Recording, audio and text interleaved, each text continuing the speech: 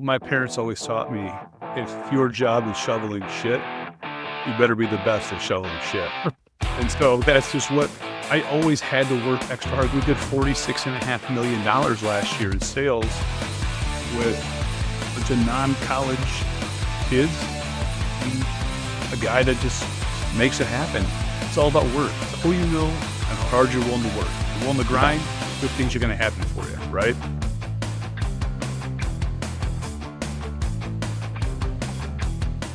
Hey folks, welcome back to another episode of What's Next, speaking into athletes who are making their transition maybe from sport into something else.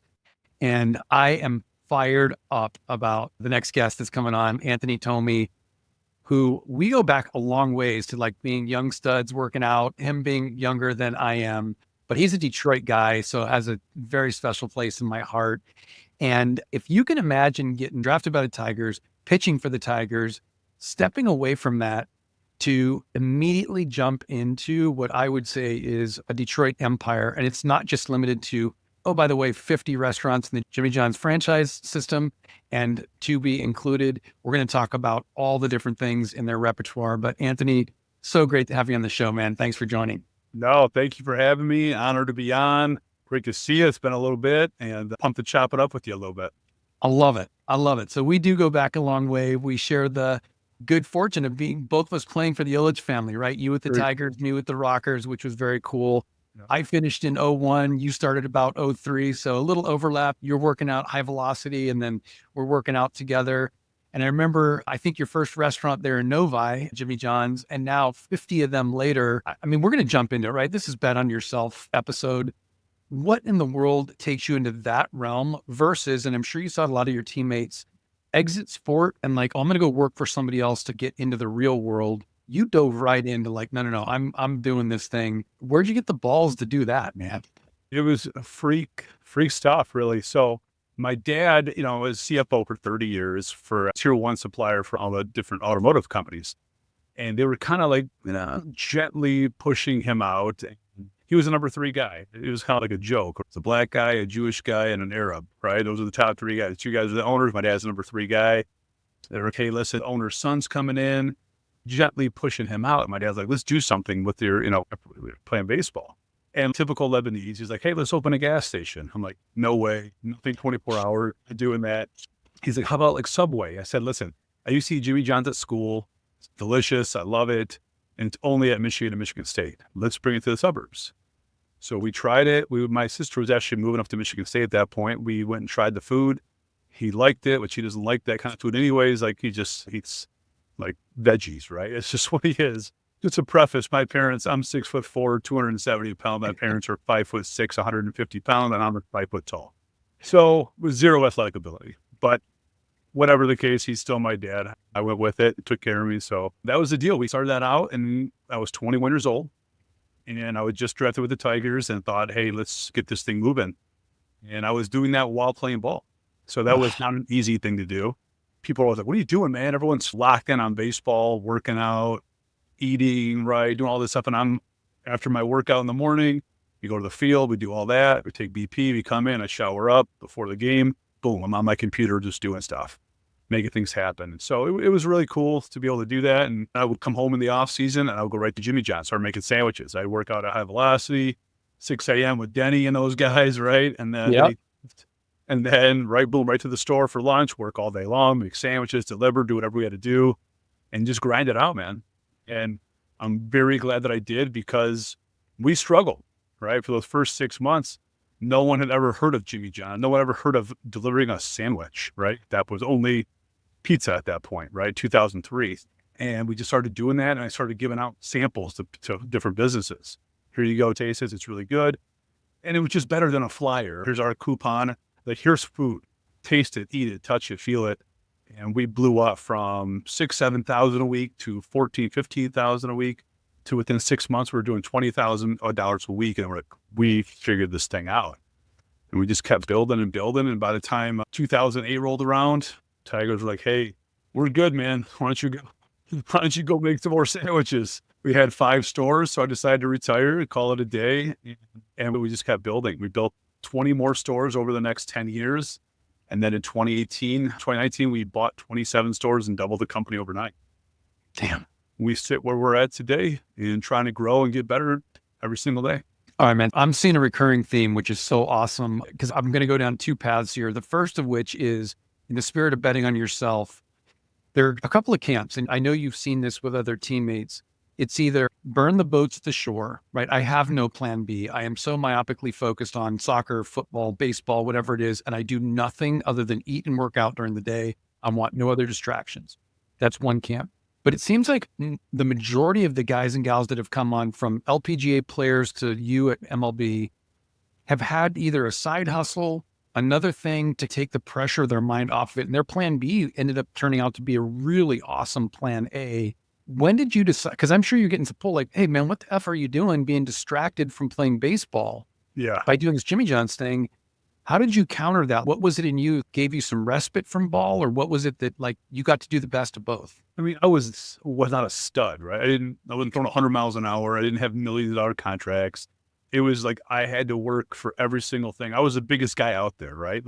I was 265, 270 pounds playing, right? That's not a pitcher. That's not what they are. So I had to like work so much harder than everybody else. And I always had to have, my dad always taught me this since I was a kid, right? Mom and dad are both like education, right? You think you're good at baseball, but one day it's gone, no matter what. Whether you make it, whatever the case, it's gone. No one can ever take this away from you. And I knew baseball was going to end at some point, right? It wasn't going to be over. It wasn't hopefully going to go years, but you know, I played 6.5 seasons. I got there. It was cool.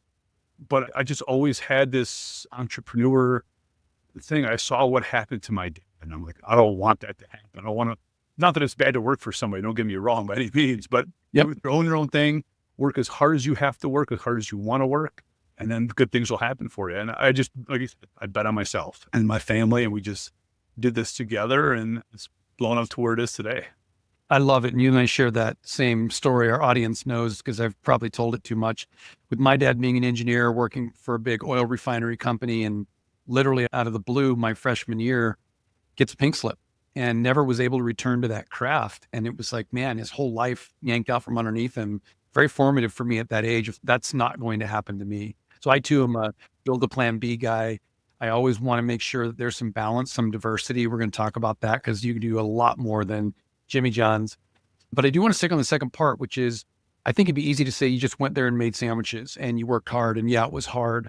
But the reality is you brought with it some operational experience, or at least worked into it, right? Which is pretty awesome. And as entrepreneurs, we oftentimes skip over that part. And then people look at it in social media and go, oh man, this guy, 50 restaurants, he's crushing it. Must be so nice. And you go, yeah, but you want to do what I did the first few years? Because slinging sandwiches is pretty tough. So how did you bring that from the ball field into the restaurants and the shops to say this operational excellence? Because you don't get to 50 if you're doing it shitty. So you guys are definitely crushing it. Probably number 3 or 4 in the entire Jimmy John's franchise world. I think number 1 in terms of most in one space. So how did you bring what you were doing on the ball field into those restaurants to start building that culture of operational excellence? My parents always taught me, if your job is shoveling shit, you better be the best at shoveling shit. And so that's just what I always had to work extra hard. Again, I was always like the fat guy, right? I was always the biggest guy out there. So I always had to work so much harder. I always had to keep running extra, keep lifting extra, stop eating extra. Like I always had to be that guy. I was working out at 6 a.m. with Denny because that was the only time I had to do it. I always had that mentality, that kind of like the underdog mentality, right? To get there, this is what you got to do. And that's what my parents were. My dad was a boater, right? He came right off the boat, had $25 to his name, put himself through school, University of Detroit, and an MBA program without speaking English, which doesn't make any sense to me at all. I don't know how that's even possible. So it's always been instilled in me. That's what you have to do to survive, right? To make it in this country, the American dream kind of thing, right? So that's why I always brought with me the bolt from the field to the business, right? You are as good as you are by what you show. I personally take pride, I know this sounds really dumb, I take pride in how good I am physically at Jimmy John's. I'm not kidding. I think I'm probably the best in the country. I don't think anyone physically is better than me at Jimmy John's. Probably wrong, but at the end of the day, I am that good at this. I do this with my eyes closed. I've done it for 20 years. I actually love making sandwiches. This is fun for me. But I want to be able to tell my employees, you're doing X wrong. This is the better way to do it. Not because I'm in my office counting money, because I've done this before. I can tell you your inventory is off because of X. I'm telling you your labor's off because of this.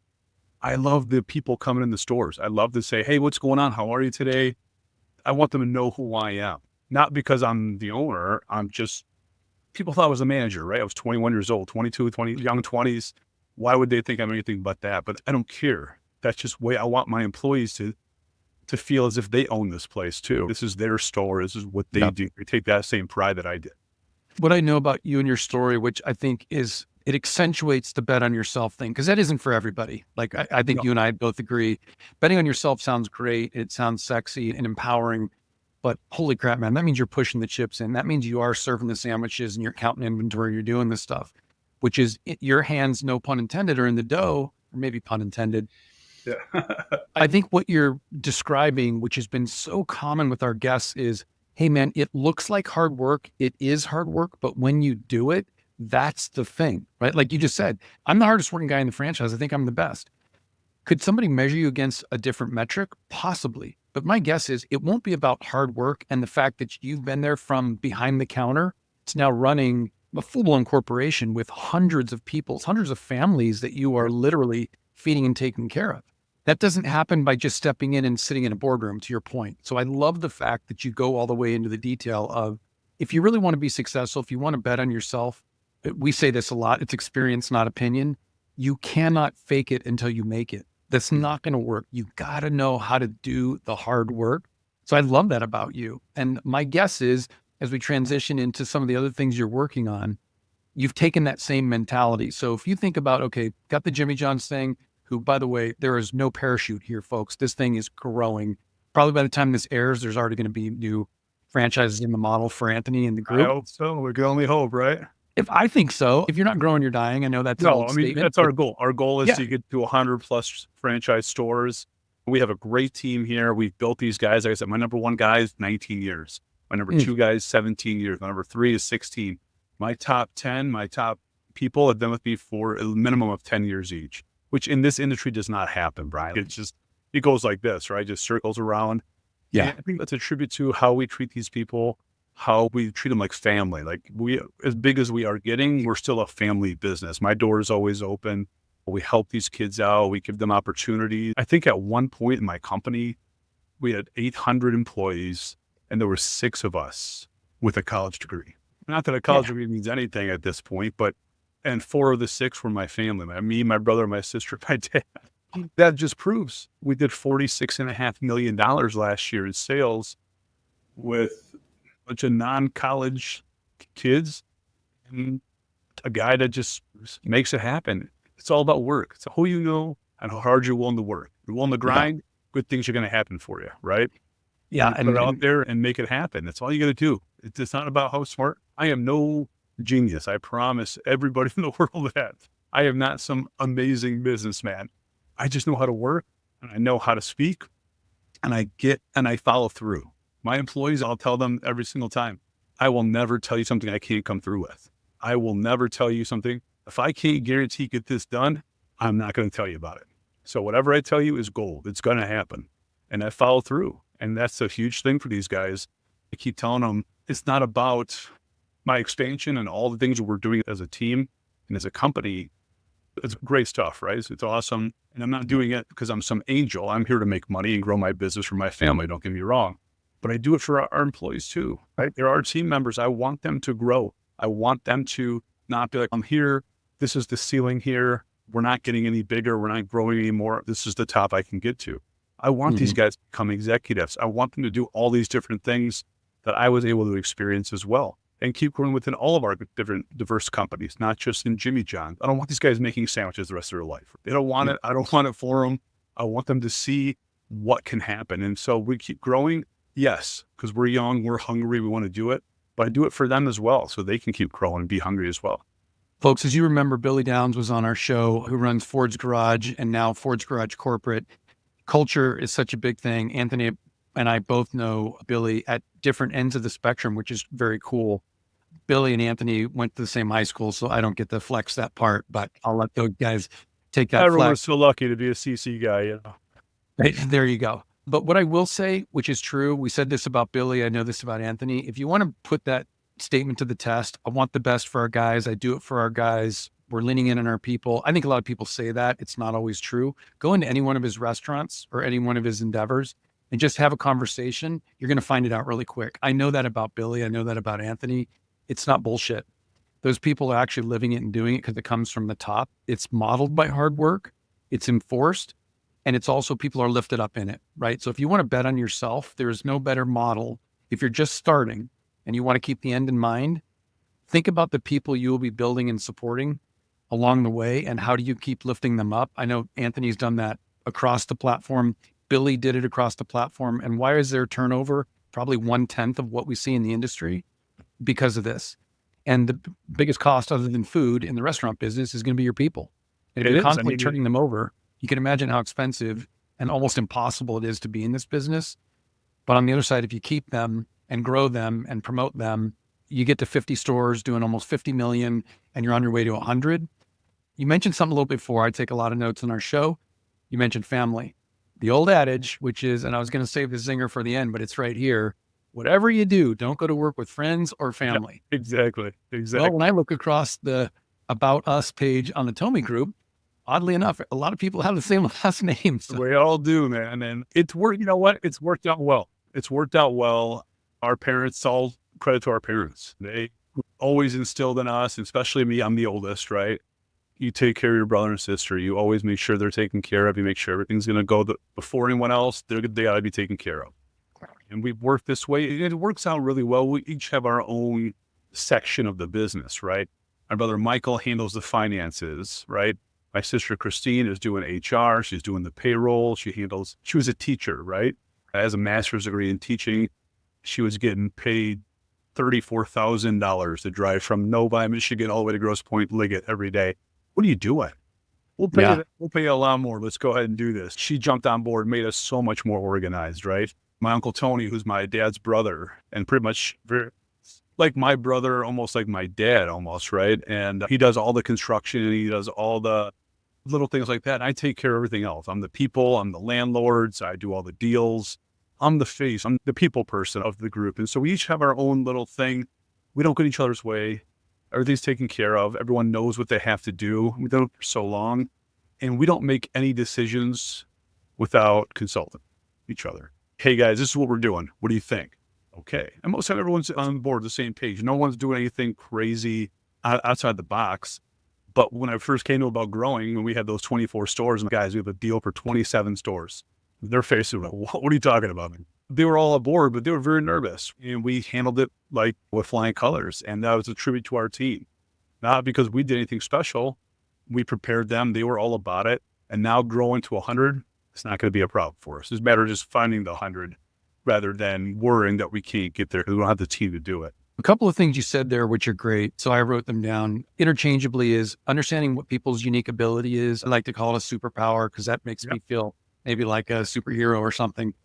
But you've clearly identified the superpowers. And one of the things that I think for our audience would be good to know, if you're just making this transition, starting out in entrepreneurship, this has been a recurring theme. Anthony, you can validate this or not, right? We'll debate it, which is don't hire a bunch of yous, right? And whether they're in your family or your friends or just really high performing people, don't hire a bunch of yous. Anthony just outlined specifically people in his family that had very unique abilities. And my guess is within 3 sentences of meeting them, you're going to say, holy shit, these people crush what they do, whether it's HR, whether it's biz dev, whatever that is. And you've cut them loose to go do their stuff. And like any good teammate, we don't live in a dictatorship. So we come together and make those decisions and then we break off. I trust you. You said you can go handle construction, go crush it. You said you'd handle the training of our new employees, go crush it. Right. That's I don't mean to oversimplify it, but that's what you've done. We don't want yes men, and we don't want someone to do the same job as me. What do I need that for? I want to surround myself with people that are better and smarter than I am. Like I told you, I'm not that smart, right? I know what I'm good at. I know how to speak to people, and I know that I can get people to follow in my lead. And that's what I'm good at. Yeah. You know, I need to get on this podcast today. I couldn't turn the volume on. I don't know how to do it. I have my guy come and do it, right? Like there's certain things I'm not good at. I'm not good with technology, right? I'm good with numbers. I understand numbers. I understand people. And that's what I'm good at. And that's what I do. Everyone else, I've learned to really let go. I've had to learn to let go to get out of these stores and grow these companies is what we want. I had to let go and not be in all the stores every day. And we've learned to let these guys and trust all the rest of our team to take it to the next level, and they have. Okay, so I got to bring this up, and then we can transition to some of the other brands. But I think you bought a bulk of those stores in 2019, which Right. if I just put a period there with a blank behind it and said, hey, folks, send it in the show notes, make a comment. What do you think happened next of the 27 stores, I think it was? What do you think happened next?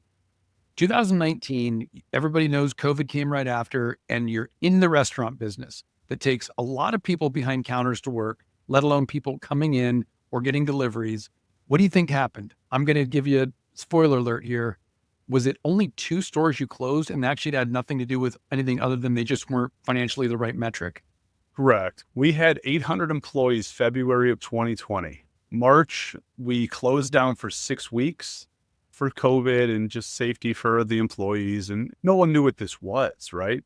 All you see on TV is everyone in Italy's dying. Everyone overseas is dying from COVID. So everyone's scared, right? We don't know what's happening. Yeah. We come back 6 weeks later, open up the stores. We have under 500 employees, right? They're giving out checks left and right from the government, stay at home, unemployment, you're going to die if you go to work, if you go outside without a mask. Just a lot of weird things going on. No one knew. So we said, okay, let's make this happen. We all worked, everyone, upper management, everyone in my family worked open to close, opening, closing, delivery driving. My wife was pregnant 9 months. She was, I'd be like, babe, I need you to go to the closest store to our house, and they're backed up on delivery, go help them out.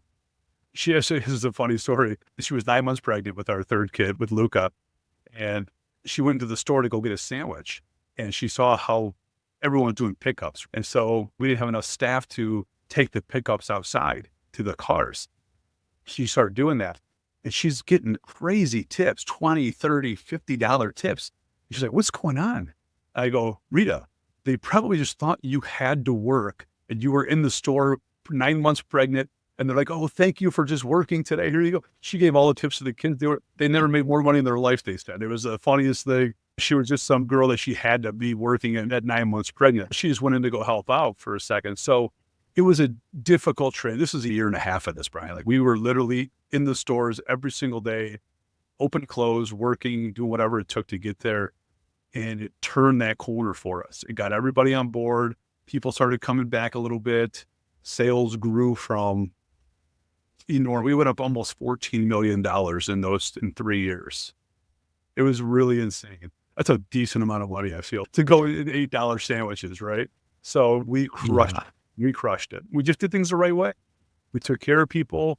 During COVID, we were closed for those 6 weeks. My brother and I were making sandwiches every single day. We did one thing for Jeff Glover and his team. They bought 50 party platters and gave them to all the hospitals.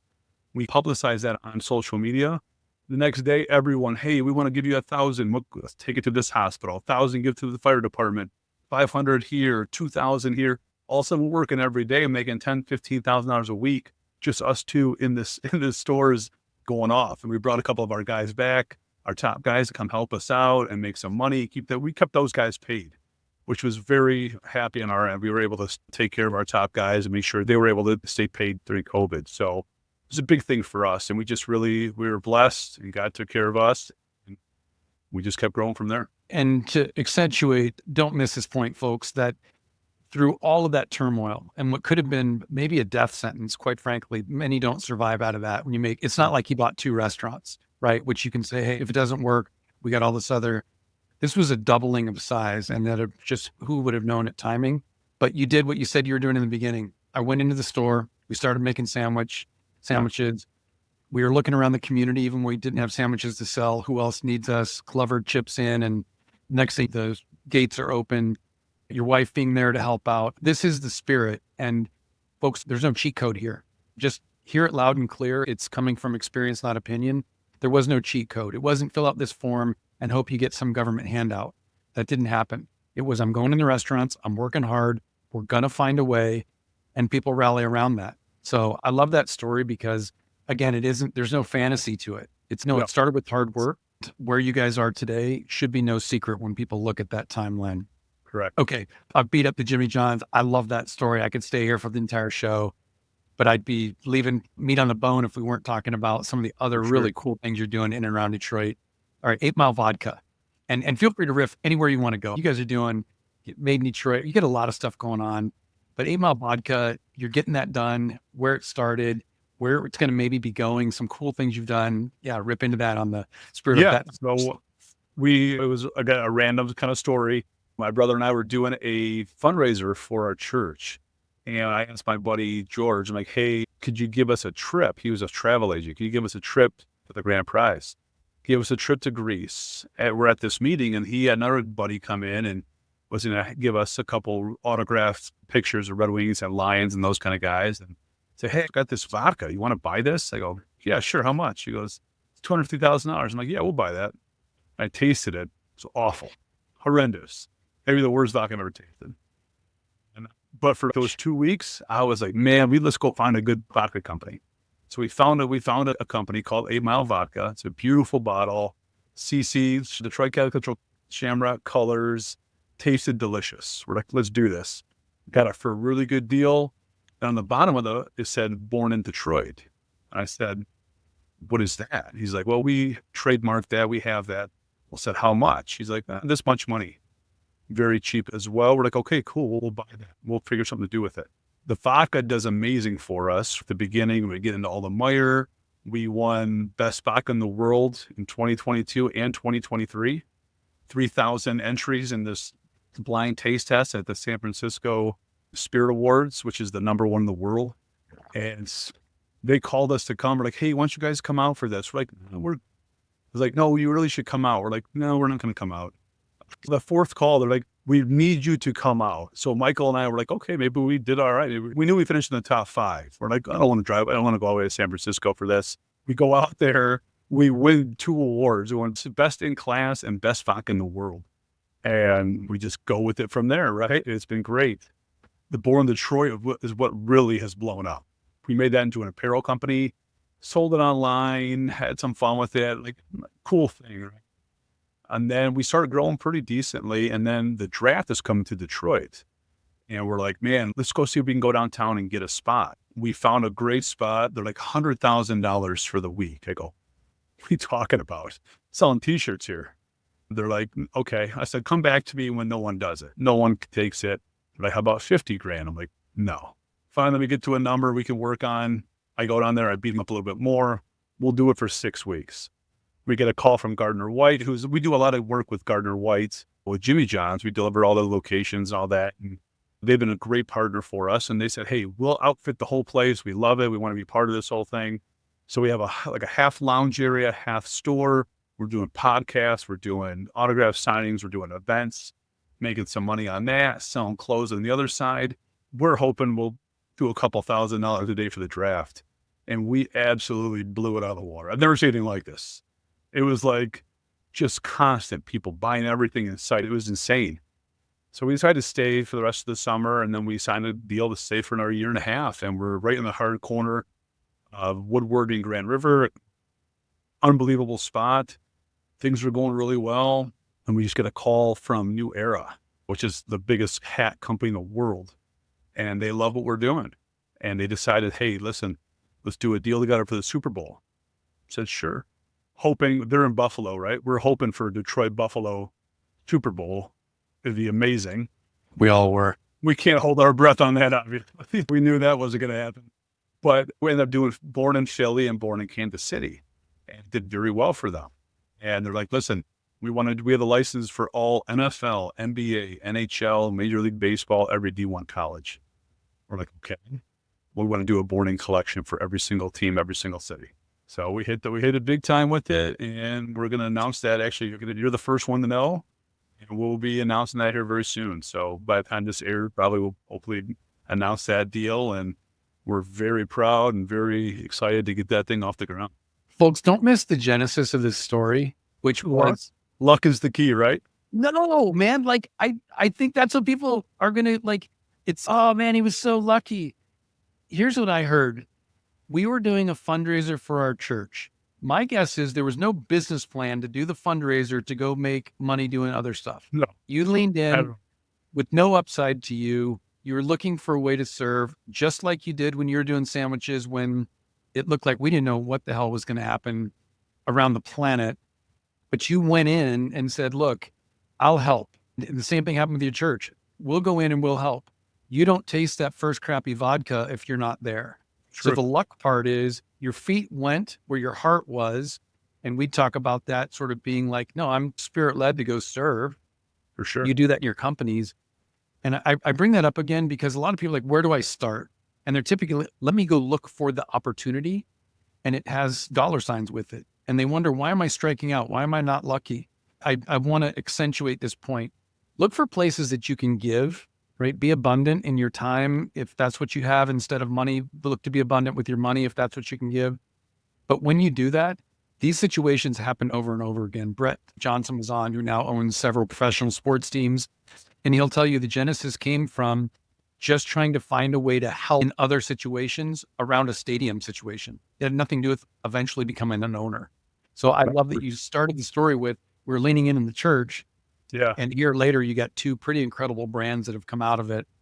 To put a capstone on all this as we kind of wrap, you're now doing some really cool things with GameAbove through a bunch of alum at Eastern Michigan, pouring back into the state of Michigan and specifically around Detroit, sponsoring bowl games. You're an athlete, obviously, at the highest level. You're getting a chance to see that. What's on the horizon for GameAbove, and what's for the future of what Anthony's working on? Yeah, GameAbove, exciting stuff. It's a group out of Eastern Michigan, founded by Keith Stone, Capstone, and he just brought us together years ago. It was like, I want some great alumni that have done well professionally in sports and in life. Just, I love having you guys around. We'll do some different things at Eastern Michigan. I know we've given over $35 million to the school to build a school of technology. We're the number one autonomous driven cars in the entire country. Number one school, which is a very niche thing to have. It's awesome. It's really cool. He just built an $8 million indoor golf facility at Eastern. He's just doing amazing things. And so when Keith asks you to do something, you say, yes, yeah, I'm in, let's do this. He created GameAbove Sports, and he brought a bunch of us in, not a bunch, like three or four of us in total, to really grow this thing. And we decided we were going to purchase a Big3 basketball, which is Ice Cube's league, that he's grown over the last 7 years. We brought a franchise here in Detroit. We're excited to get that going. We've announced that. We're going to actually be announcing our team name here very soon with the league, and that's going to start this summer in 2025, which is really cool. We just bought a basketball team out in Australia. We're bringing the Big3 out there. We have a few other ventures we're looking at, and it's just a growing operation. It's really cool to be a part of. Keith and his team are just opening doors that I just could never open on my own. And just to be able to learn from those guys and from Keith and how he operates, how he just does things so different, not even so differently, just you got to be sharp, and everyone wants you, right? And you just got to decide what makes sense and what's good for everybody, for ourselves, for the team, and just to keep growing in what we're doing. And it's really an awesome thing to be a part of.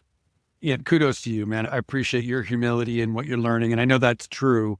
And I also appreciate that you guys are leaning in and making a massive difference. I'm connected to that through my proximity at High Velocity Sports, and certainly being a Detroit guy. My wife's an alum down at Eastern, so I get what's happening among alum, which is really cool.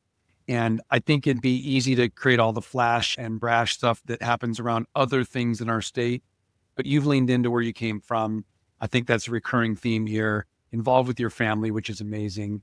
I do know this about those that have been there, which is, how do I give a hand up to others? There's the 21-year-old next Anthony's of the world.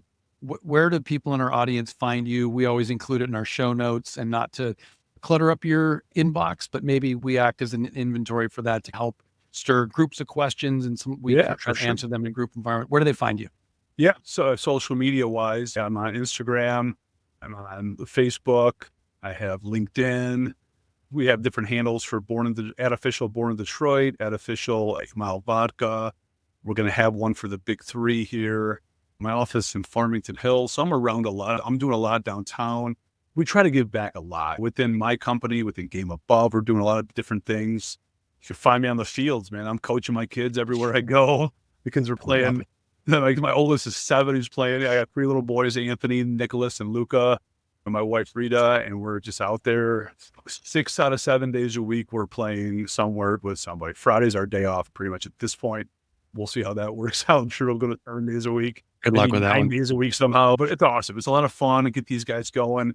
I want them to be like, again, they don't have to be professional athletes. That'd be amazing. Bryan, like I do, it's a very small chance. If they can have a great high school career, be really good kids, really good athletes, really good with God, that's what you care about. You want them to become good people, right? And this whole thing is giving back, doing all that. I think once you give to God, you're going to get times 10. You just will. So I think that's a big thing. That's a big part of our life. We're super blessed. And my wife is legit sane. She's at daily mass. She's doing all these things. She's like, hey, I just gave this to that person. I gave this much to this group. I'm like, what are you doing? She said, shut up, buddy. We're fine. I'm like, okay. So it's just one of those things that she's teaching me a lot. She's made me a lot better person. Just understanding of how all this works. It's not about money. It's not about this. It's just being good people, right? And good things will happen to good people. No, I appreciate you, brother. You're walking the walk, which is, again, doesn't happen everywhere to everybody. We appreciate it on the show. You're living it and doing it, which is, I think, the best example of all things, whether you start with your kids or you do it with your family, surrounding yourself with people who are supporting that mission of doing great things by giving to others. So can't thank you enough for being on the show. Folks, if you enjoy it, as always, shoot in your comments. We'll filter them out to Anthony or anybody else. Please. Like, subscribe. But thanks, Anthony. We appreciate you having on the show. And thank you for having me, Bryan. It's great to reconnect with you, and so happy for all the great success you guys have had. Wish I could be out there in Cali with you for a few months a year. Maybe one day when I figure it out, I'll be able to, when I get on your levels, we'll come out there. But when you come home, love to come see you, love to meet up with you there, and enjoy being on your show. And thanks for having me. I'm taking you up on it, and we're going to have you back on the show because I know I only touched on some of the things. So folks, there's a big stay tuned here, and we're going to have Anthony on future episodes. And I think the exciting part will be like, where is he next? Which is awesome. Hey, thanks for being with us, brother. I really appreciate you. Anytime. Thank you guys. Take care. Right.